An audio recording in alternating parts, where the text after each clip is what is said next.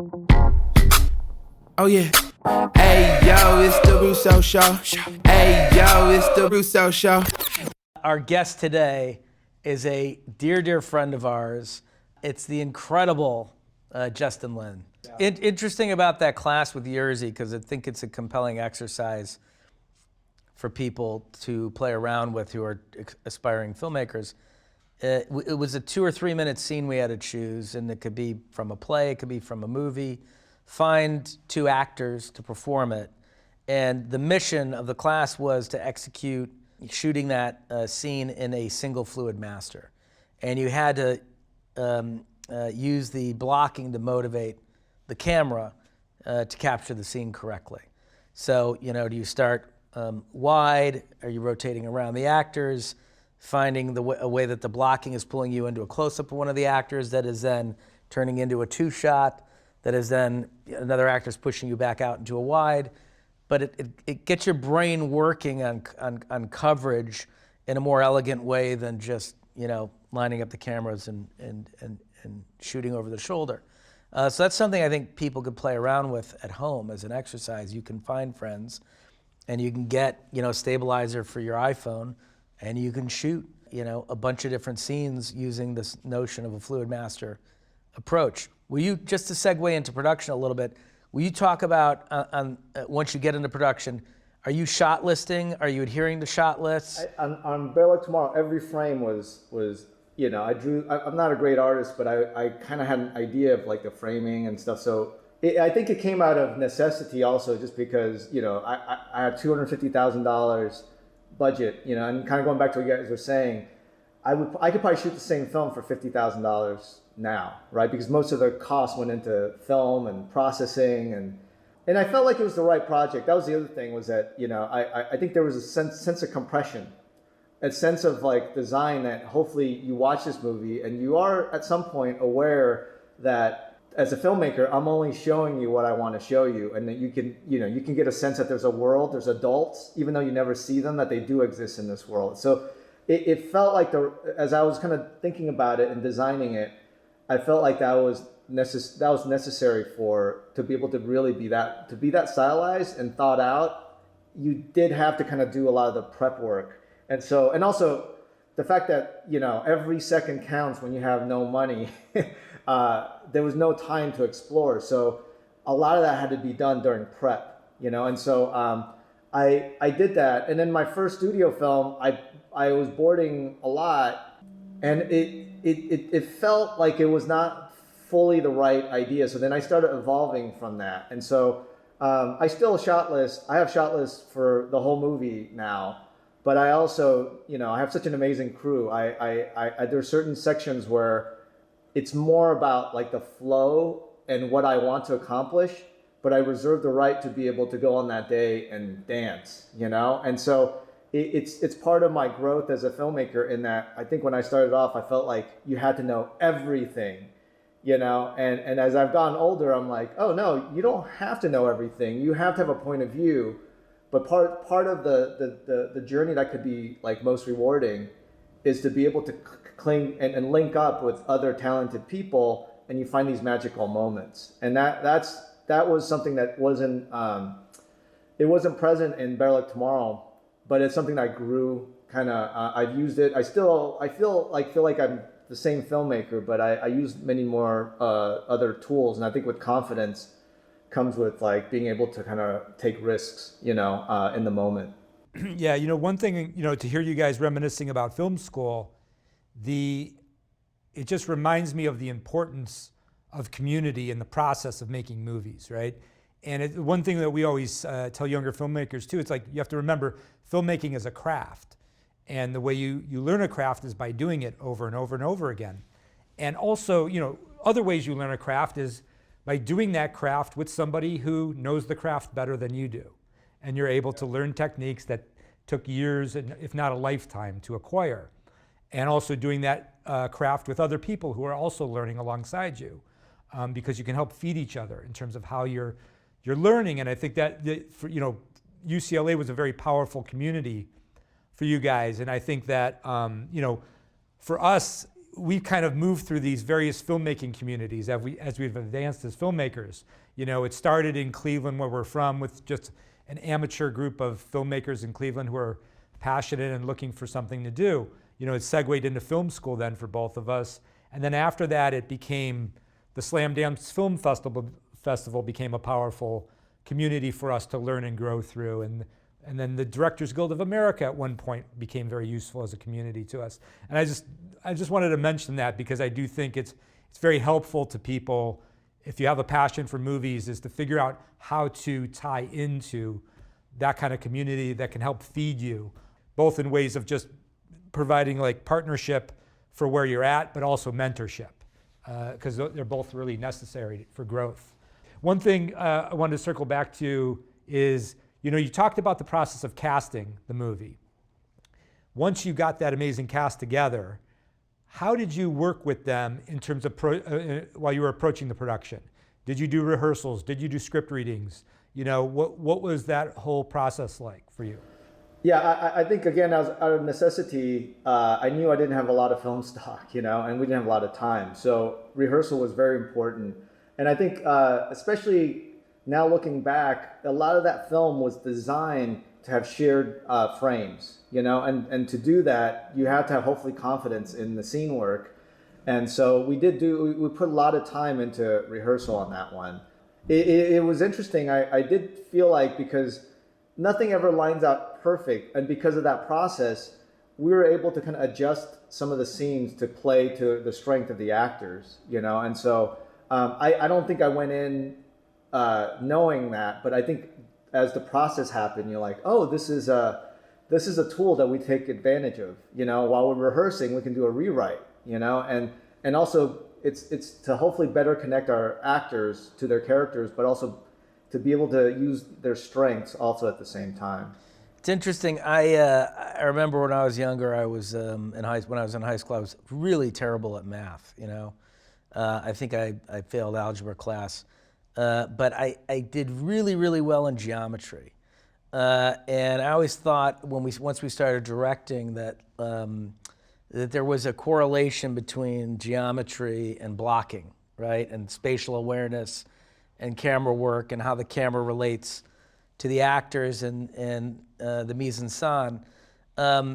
You know, how does your brain process blocking? How do you think through an actor's relationship to the camera? I think when I was younger, you think control is power, right? And I think now that I'm older, I think, you know, with power is about having enough confidence. I would say that when I started off, I was a lot more controlling in that, like, whatever I see, like, I want that on screen, you know. It's more kind of almost like Hitchcock, the way he directs. It didn't last too long, because the thing that I realized very quickly is that, you know, like, I could sit here and obsess about like a dolly shot because I just love the parallax or whatever.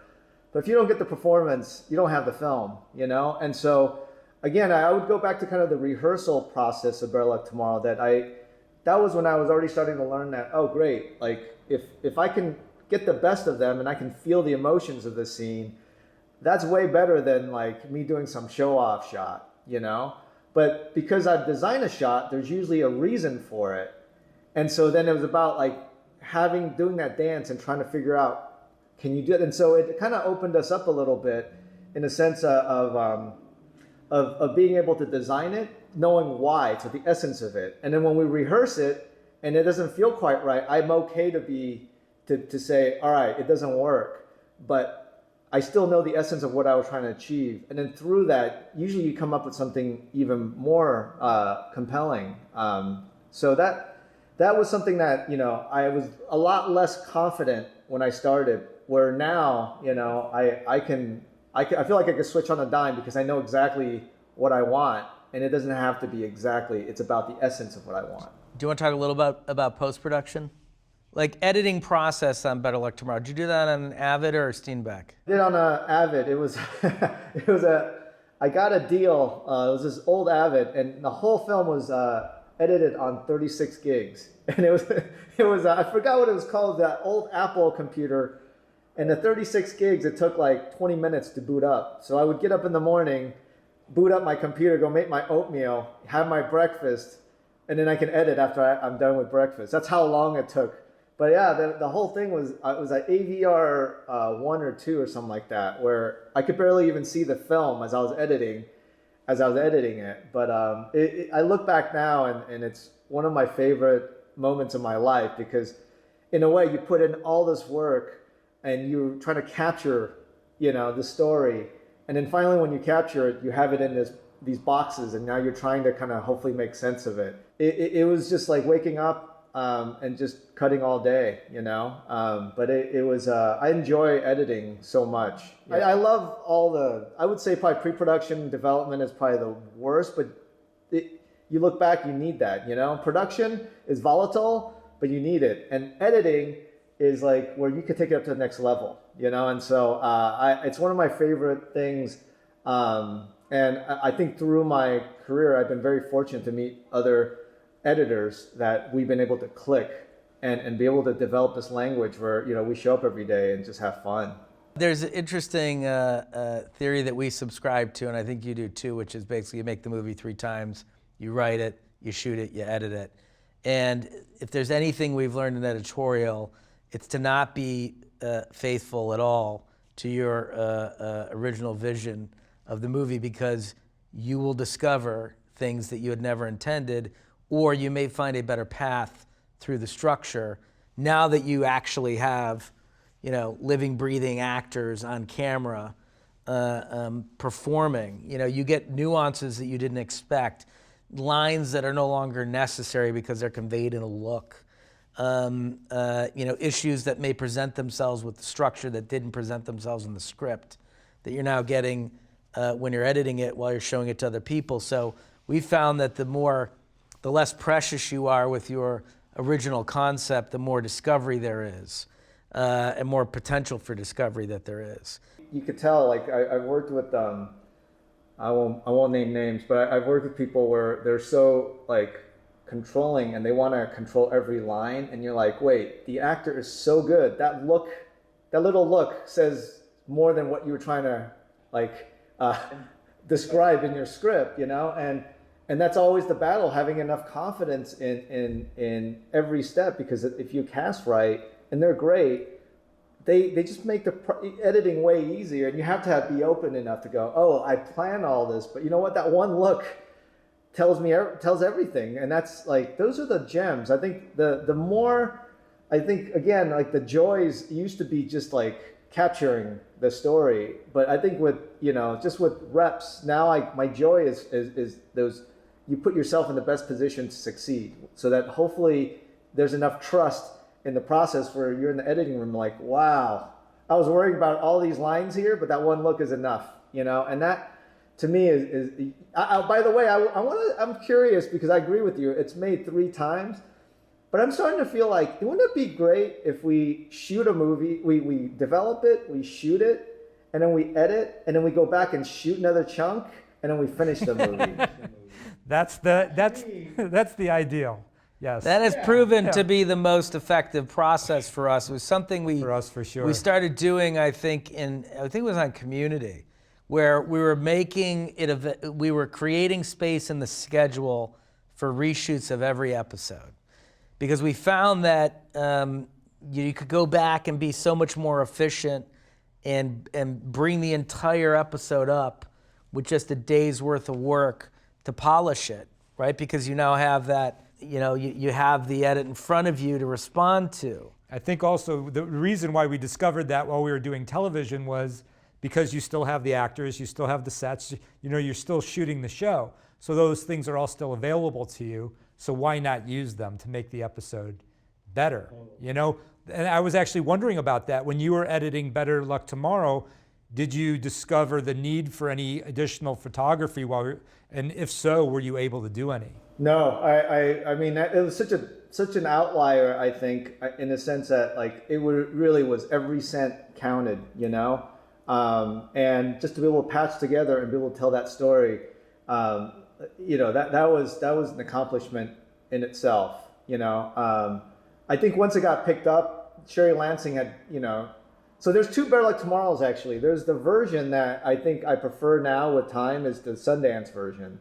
But when it got picked up, she basically said, hey, I'm going to give you this chunk of money. You can do whatever you want with it. And I went and shot all these things that I thought I wanted for the end, which still works. But I think now, like 20 years later, I have to say the original version is like, it hits a lot harder. But yeah, I didn't get a chance to reshoot anything. I think that if I had, that would have been great. But it wasn't even an option for me at that time. And I think there's also something about being a young filmmaker where I think because you're trying to sell yourself that you can go make a movie, you never want to admit like mistakes, you know? And as I've gotten older, it's like, yeah, we're human beings. Like, you know, wouldn't it be great if I get another shot at doing something? Why, you know, because now like reshoots are attached to like, you know, problem with the movie. Whereas from my experience is like, yeah, like if you're gonna give me more days to go shoot, I'll go make it better, you know? But that's also one of these things that I feel like with growth, it's something that maybe I was latching onto a lot more, you know, because a lot of times when you especially go into the studio settings and stuff, they're just battles and you don't know what these battles will yield. So you always hold on. But I think with a body of work and working with great people, I actually really, you know, I like the idea, kind of like what you get, you know, and I learned so much from you guys doing Community, you know, the idea that you don't always have to think one way, you know, and I actually, it's funny, when I saw you guys do that, I actually started doing this thing, which is, I try to do my ADRs while we're still shooting the movie, you know, like, because they're still in character and I get them and it's always way better than like, you know, 6 months later and they're just showing up trying to like do things and it never gets it right. With a cup of coffee standing in front of the microphone trying to replicate, you know, whatever they were feeling on set that day. I mean, that's half a world away. Half a world away, right? It's so important. It's interesting. Things that we've developed along the way from a process standpoint that I think have just made us better directors is that we reshoot. We plan reshoots on everything we're doing because it is that theory of like the prototype is not meant to fly, right? Otherwise, they would roll a 747 right off of the prototype line and put people on. They don't do that.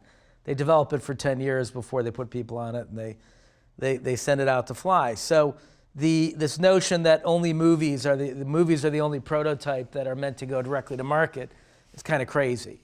And then the other thing that's really important for us is we edit diligently while we shoot.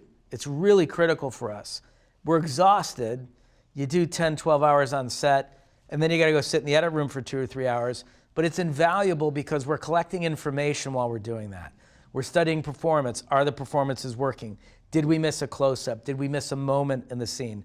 Is there a better path through the scene now that we're seeing it cut together and we're seeing the actor's performance? Was there some improv that got away from us and we should go back and get the scripted line?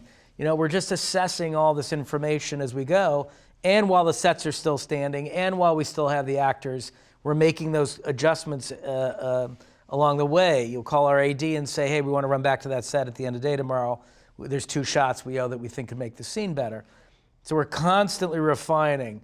It's made it less necessary for larger amounts of reshoots when we work, but we'll always do the reshoots because even with that refinement, you're still never going to nail anything. I can't tell you, and I'm sure you've had this experience, how many times we look at each other on set and go, nailed it, let's move on, and then you get in the edit room and you go, didn't nail it. That didn't work at all, you know? Or it's cumulative. You're watching the movie and the actor's performance is so angry.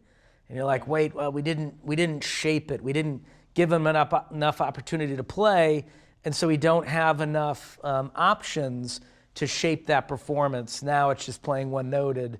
And, you know, so we're always very available to trying different things. A lot of times we'll reserve the last take or two to just fuck around, and we'll say, I know you're supposed to be angry, but play it completely differently now. Try it where you're smiling through it. Try it where, you know, it's humoring you that you're so upset, you know, and you see where it takes you. And sometimes you get a fresh idea and you go for 2 or 3 more takes because something interesting came out of that discovery process. It was the one thing that, again, going back to our Community experience together, I learned so much from you guys in that, you know, I think I was I went from indie to kind of studio, big budget features, and to be able to see that you guys, you know, because sometimes with the big movies, you feel like you're turning a tanker, but you guys were so agile, you know. I love that. I love the fact that, you know, you had enough confidence to say, we got this, but let's try that. And it's become, you know, it really did, like, for me, if I look at my career, that was like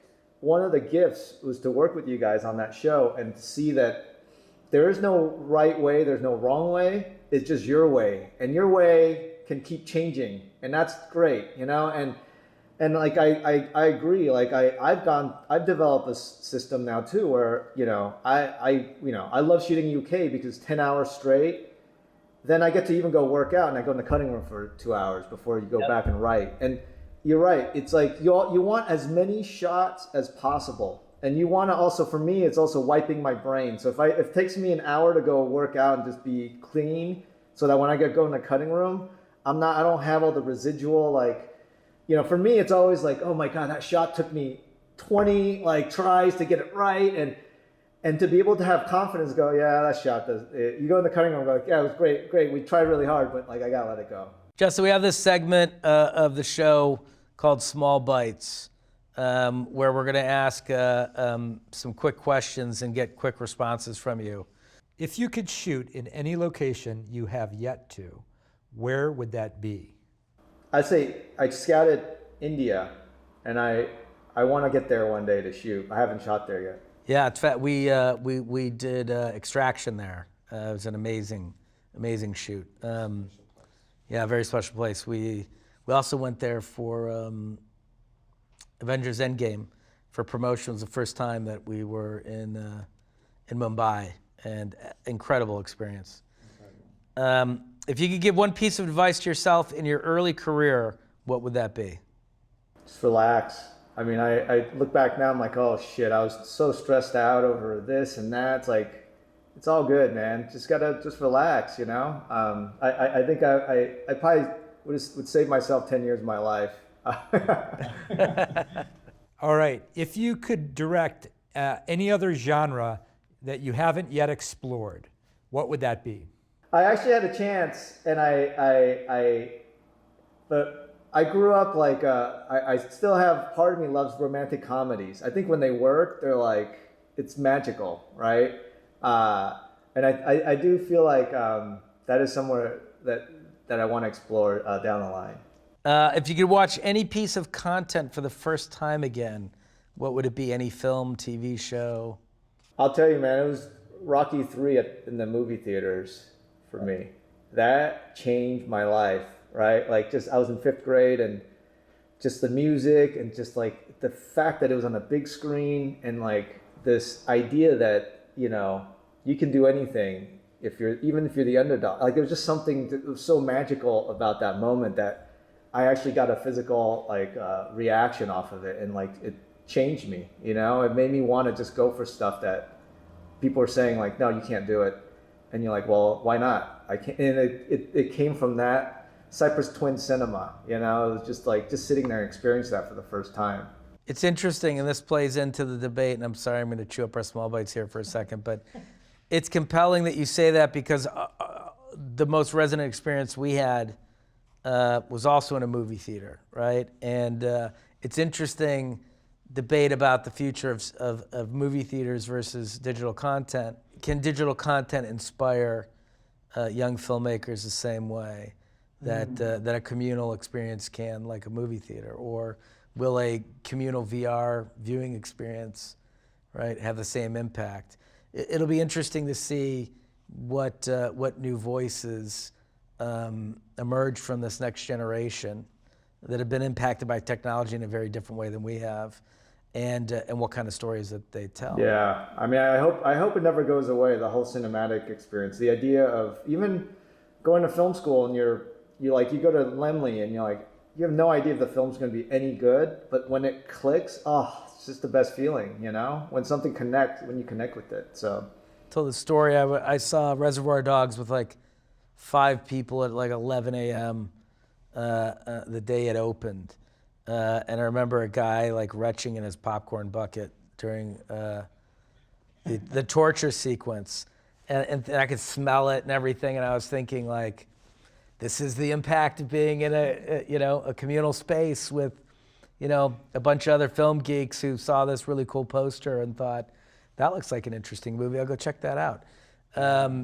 But you won't be able to smell other people's vomit sitting at home watching it on Netflix. Such a shame. Okay, what do you think is the single most important, essential quality of a film director?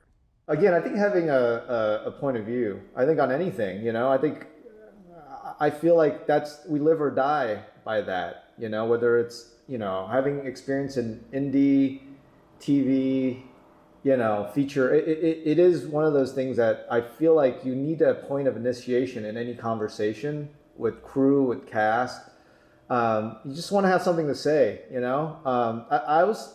Sometimes I'm surprised in that, if you have something to say and you're able to explore, then that's the best, And when I was younger, it's maybe that you think that you have something to say and you have to say it, But I think that to me is always the litmus test, right? Like when I get excited, I have to articulate to somebody.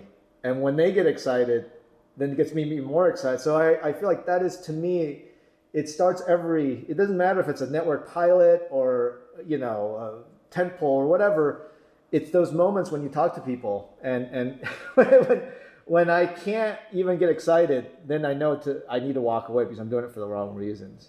And this is a tough one because I think it changes day to day and it can change over time as well. But who's your favorite director? It's interesting because when we went to film school, it was actually like we still had to go to the lab and rent out the laser disc, and it was such a big deal, and still able to kind of enjoy films on the big screen. And so, obviously growing up in the suburbs and I wasn't really into films or anything.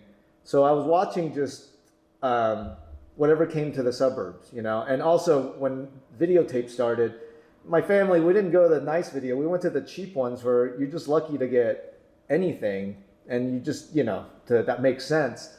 So, I think, obviously, like Altman is like my favorite. I think just watching his film, just the idea of like that experiential, the way he's moving the camera and the sound design and stuff. Him and Kubrick were the two. I would say Coppola, Scorsese, but I gotta say, I think that everyone probably has the same answer, and I think part of it was because at that point when I watched it, all these guys just had a point of view and they were going to use all these like elements which help them tell the story, and it was so inspiring, But I think as I've gotten older, it goes different. Sometimes I watch I was watching Teen Wolf with my son, and I was like, holy shit, this is an amazing movie. The script was just a kid who turns into a wolf and he's playing bass, but there was just something about like Michael J. Fox and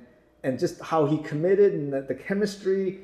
That's what makes it so great, And now I feel like those gems, those filmmakers, they never get any credit, Like we just watched Tommy Boy last night, and I'm like, that's a masterpiece. Just somehow it all came together. And so Pete Segal should be my favorite, filmmaker of the day. But yeah, it changes. And I do sometimes we see the things that inspire us, but God, man, sometimes the hardest ones are the most artificial stories. And when it clicks, you're like, wow, it's not by accident. Somebody did something. Right, and from start to finish, right? There's a million ways to fuck up a movie over the year and a half it takes you to make it. And if every one of those million ways goes right, then there's a reason they went right, and there was a director behind those correct decisions. So I think that was an awesome way to end. That was amazing hearing your point of view on all of this, and such an inspiring story. So thank you for talking about this favorite movie yet again with somebody. No, thank you guys so much. This means a lot. Yeah, on behalf of all of young filmmakers everywhere, thank you for being so honest and for sharing your process, and hopefully this can inspire some other young filmmakers to do what you did at what were you 23 23 or 24 at the time. I don't remember how old you were, but that this can inspire people to get out and tell their own stories, their own personal stories. So thanks a lot, Justin. Thank you. Oh yeah.